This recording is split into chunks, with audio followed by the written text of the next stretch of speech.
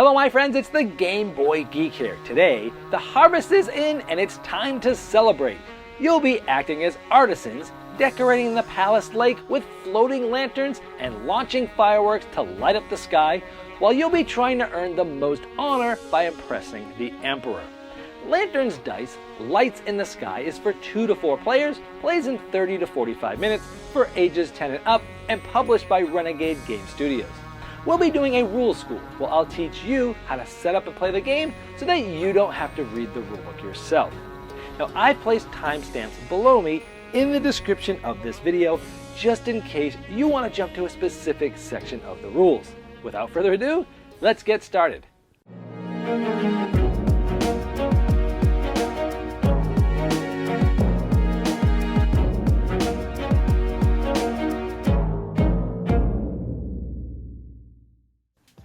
Lanterns Dice Lights in the Sky is a roll and write game for 2 to 4 players, where players will be rolling dice on a dice tray and selecting the orientation of these dice.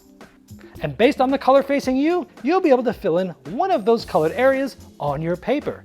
And if you're able to match a specific shape of fireworks, you're able to build those for points at the end of the game. You'll also be filling in spots next to pavilions, which will give you gifts that you can then spend to activate different abilities depending on how much of them you spend.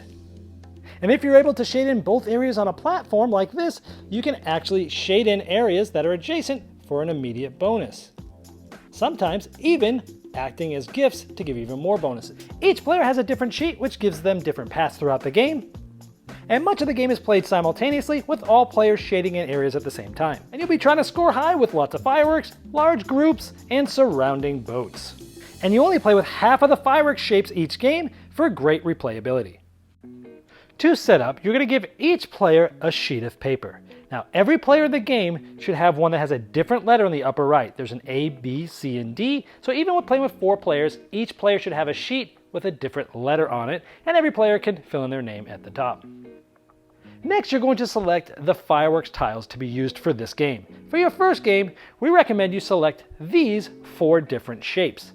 Set them up stacked like this, and make sure that they go in descending order, meaning from top to bottom, you have the highest number, and it goes down as it gets lower and lower. And you'll do that for each of the 4 of these fireworks tile stacks. Now in future games, you can randomly select 1 small shape, 2 medium shapes, and 1 large shape, as shown in this diagram. Next, you'll find the 3 Emperor cards. You'll place them off to the side, but close enough where everyone can still see them and read them. You're going to put them in order where it goes 1, 2, and 3. These are the gifts you'll be spending to activate these that I'll show you later. And for your first game, put them all on the A side. However, in future games, feel free to randomly place it on any side. Now, depending on the amount of players, you'll be crossing out a certain amount of these round counters and turn bonuses. If you're playing with 2 players, you'll see this is 2 to 4. You'll be using this column, and you'll be using this column. So if you're playing with 2 players, you want to cross out and scratch out this section here that says 3 players.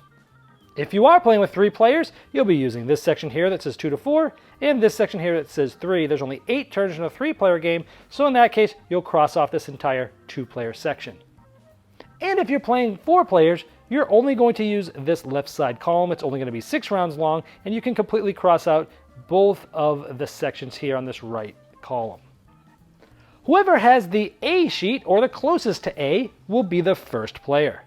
And give that player the dice tray with the dice. The object of the game is to have the most points. You'll be gaining points in 3 ways. You'll be selecting dice and shading in areas on your paper. If you're able to shade in areas that match the shapes of fireworks, you'll be able to put on fireworks displays and gain points. You'll also be gaining points by your second largest contiguous area of shaded in pools, and you'll also gain points by surrounding boats. The game plays over multiple rounds, and each round has 4 phases.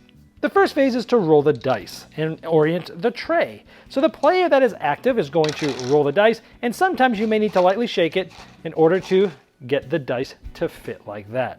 Then that active player is going to orient the dice tray to their liking. Now the way this is oriented is important, and it will be shaped like a diamond, sort of like this. This means that since this is the closest die to us, we would be able to color in a green spot on our paper. If we did it like this, we would do a purple because this is the one closest to us, if this, yellow, if this, yellow. So let's say we do green. Not only do we get to color in green, but simultaneously all the other players, if depending on the side that they're sitting on, will also get to color in a specific color depending on the die that's facing them. So the player sitting to my left will get yellow, the player sitting on the opposite side of the table will get yellow, and the player over here on the right will get purple. They can color them in the same time that I'm coloring in my green one. Now I can actually color in any of the triangular areas. Now they're made up of squares, and each square is a pool, and those pools are made up of 2 different triangle areas. So I can color in any triangular green area. Now anytime you color on any area, and there's 2 of them for each pool, that has a circle, that's a pavilion. When you do this, you can color in the middle of one of these gifts. And it's easy to remember because these are yellow or goldish circles, and so are these. It helps you remind you. And anytime you circle or color in any one of those 2 areas that surround one of those, you get to turn that in for a gift. Now keep in mind that the players sitting on the different sides of the active player that set these dice up also get to color simultaneously. So even though we were coloring in a green one because of this die, this player, Greg, sitting to my left, is also simultaneously coloring in one of the ones of that color as well. All players will be doing this simultaneously. Then only the active player can color in their bonus area depending on the round. So here's round 1, where the active player, we get a free color of a red area. So let's say we select this one here. Now you may have noticed this had a square in the middle of it. That is a platform. Now unlike the pavilion, when we colored on one area, we got something. With the pavilion, you actually have to fill in the whole entire pool, meaning both triangular areas, in order to get a bonus.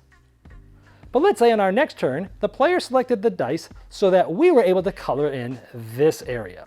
Now that we've completed a pool that's around this platform, we get the bonus. Now all the bonuses of all these special features are on the player aid that each player will have. In this case, for the platform, once we've completed both areas, we can shade in an adjacent area. Which means any of the areas that's adjacent, not diagonally, but orthogonally, from that colored in platform. Now here, we could actually use it to color in this one, which is a pavilion. So we could actually now, because we use this bonus to color this in, this will actually now give us a gift. We'll go over what these do in just a moment. So in the turn sequence, phase 1, we rolled and oriented the tray. Phase 2, we shaded in lanterns. And now you can perform an Emperor action. So here, we look at the amount of gifts we have and we can spend those to activate one of the abilities on this card. Here we have to spend 1, here we have to spend 2, and here we have to spend 3.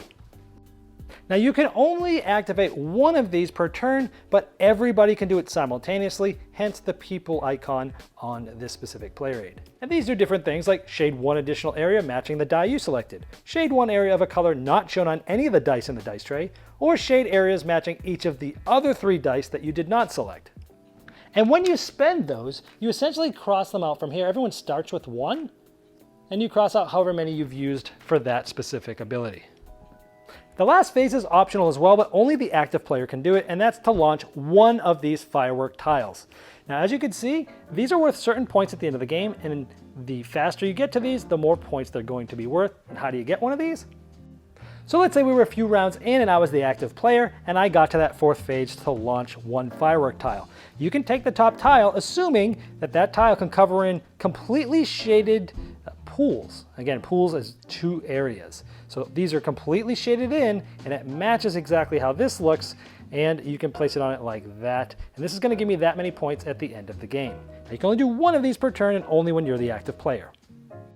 So that's how a turn works. Roll dice, orient tray, shade in lanterns, possibly perform an Emperor action, and possibly launch a firework tile. It then would be the next player's turn. And you would just pass this dice tray to them, they would pick up the dice, roll it, and begin those 4 phases. Now this will continue throughout the amount of turns specified by the amount of players.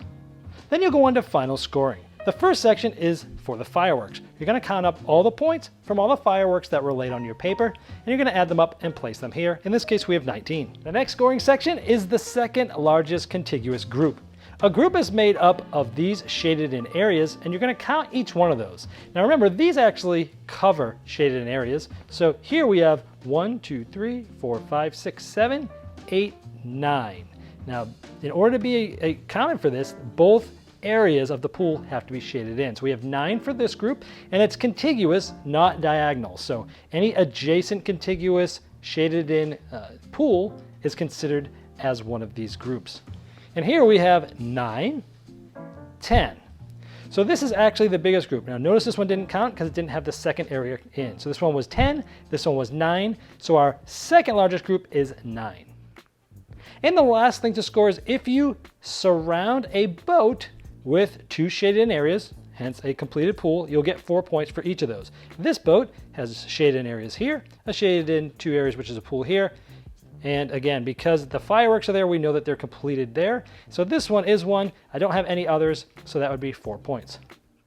After that, you add up all your points. Whoever has the most is the winner. If it's tied, the player who has the most honor from the fireworks tiles is the winner. If it's still tied, you share the victory. Well, I hope this helped you dive right into lanterns, dice, lights in the sky, and get to the fun quicker than you normally would if you had to read the rulebook yourself. Now, if you have further questions about the rules, I've placed a link below me in the description of this video, and that's the best place to ask them, because not only will I be notified, but so will Renegade Game Studios.